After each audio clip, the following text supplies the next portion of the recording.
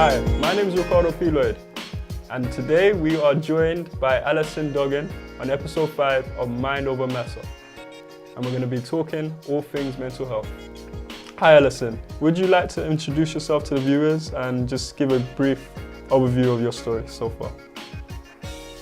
Okay, so my name's Ali and I am here today to talk about my journey through breast cancer, which I was diagnosed with during the COVID period. So it's my story from diagnosis to where I am today. What would you say have been some of the challenges that you went through during that period? I would say my first challenge was the fact that it was actually during COVID. So I went for my first ever mammogram and I got a call back. The thing was, when I got a call back, because I've already done a lot of work around mental health, I initially thought, oh my God, this is cancer. And then I took myself out of it because I thought, no, it might not be cancer, So when I went back in for my second appointment and more tests, I went in shock because I'd actually took myself out of it. And I had nobody with me because it was during COVID, so I was there on my own. And suddenly it felt like everything was spiralling out of control. Yeah, I think the fact that it was nobody there at that first appointment to support me and be there for me. Well, so what was your kind of frame of mind like during that time? Well, I remember seeing a breast cancer nurse, and once I saw her, I knew that this thing actually, it was true, because the way she was talking to me and have you got somebody with you, very clear what she was saying but not actually saying. And I remember saying, no, I'll be fine, I'll sit home, I'll sit in the car, I'll go home, I'll be fine. And I just sat there. And I got home and I had some friends contact me and they said, how'd it go? Are you okay? And I said, no, I'm not okay. And they said, can we phone you? And they phoned me, and for once, I showed up. That was probably one of the first times I showed up as I really was. I was on the phone, I was in tears, I was distraught. Because I wasn't the sort of person who was used to asking for help. I was little Miss Independent. Always, yeah, I'll sort it, I'll be fine. I'm okay, I'm fine. So that was the first time I admitted that actually, no, I wasn't fine. And what do you think some of the taboos around the subject area of mental health and even what you went through are? The big thing for me was, I've gone through various things in my own personal journey, various circumstances I've been through. But I didn't talk about them. The only way I'd talk about things was to, say, mental health professionals, not like somebody like yourself today, because there was a lot of shame around that. And then when I started talking about it, I realised that lots of people actually connected with me because they understood me, and it helped them with what they were feeling too. So one of the biggest things for me has been, it's that sharing, it's the seeking support, because when I was going through my challenging time, I could reach out for somebody who was in a good place in their life. And likewise, when a few months later they were in a challenging part of their life, then I could reach out to them and I could help them. So you feel like the support network is essential to someone's recovery? For me, it was massive. I mean, I shared a lot of my personal journey on social media, on interviews, and people were saying, how can you be so strong talking about this? And I said, yeah, but you don't know how many people are in the background supporting me, and I can be strong and I can talk about it to help others because I know that people out there have my back.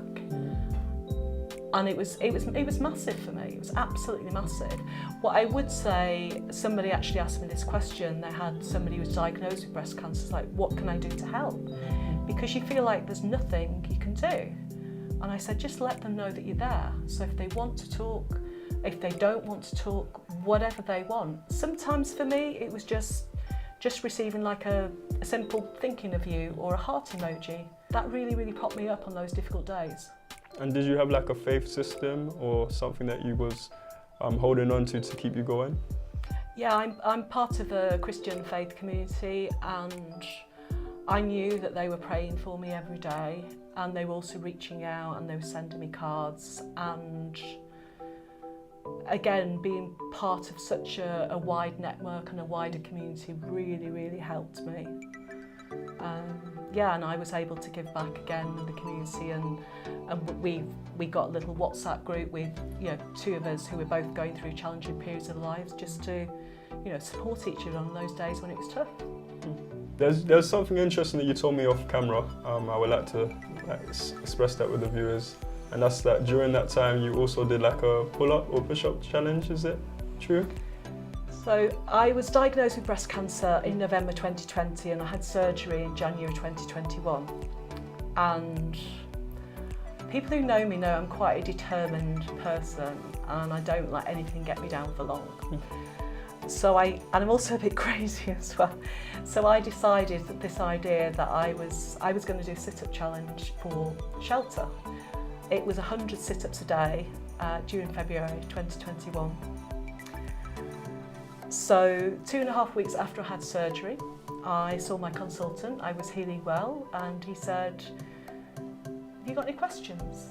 And I said, "Yeah, I was thinking of doing this sit-up challenge for shelter. 100 sit-ups a day, that's 2,800 sit-ups. What do you think?" And to my disbelief, he actually said yes. So I thought, I've got to do it. But that was massive for my mental health, because it gave me an outlet away from the cancer, because I was doing fundraising, it gave me a physical challenge. And I was also sharing daily blogs on social media saying how I was feeling, but being real with it and being honest with it. And people really appreciated that. And you ended up raising £2,000? So I did 2,800 Wow. sit-ups, and I raised the same amount in money, so £2,800, including a donation from my surgeon, which was lovely. What would you say to other young women or women that's experienced similar struggles to you? What would you say to encourage them? I can't say this strongly enough, but it's just find a way of getting a support system. It could be just reach out for somebody. You never know. People come out who you wouldn't expect. They'll do things for you. Don't be afraid to ask for help. So for me, it was neighbours, it was friends. I got lifted to the hospital. The old me didn't like asking for help,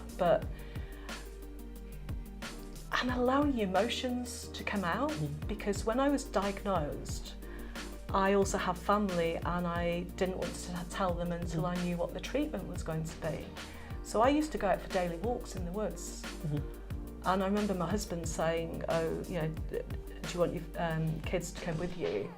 And I sort of said no, because I was going to the woods to be perfectly honest, to literally kind of cry and sob and scream and do whatever else needed to come out, so I could go back to my day-to-day life. It's got to come out. That emotion that you feel, in that pent-up emotion, it's got to come out somehow.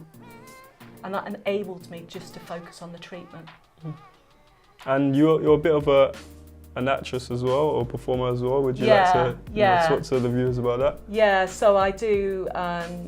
So as a result of this, I quit a long-term job, and now I'm doing more acting work. I do a lot of mental health films. I also do comedy stuff as well on stage, and passionate about all things mental health, including writing about mental health. So I speak about mental health. I share some of my journey to let people know that whatever they're going through, if they're in a dark place right now, it doesn't always have to be that way. I'm so passionate about mental health.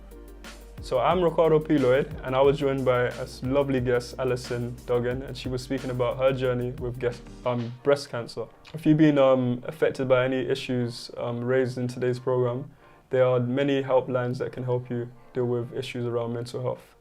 Thank you for listening, and I hope that you had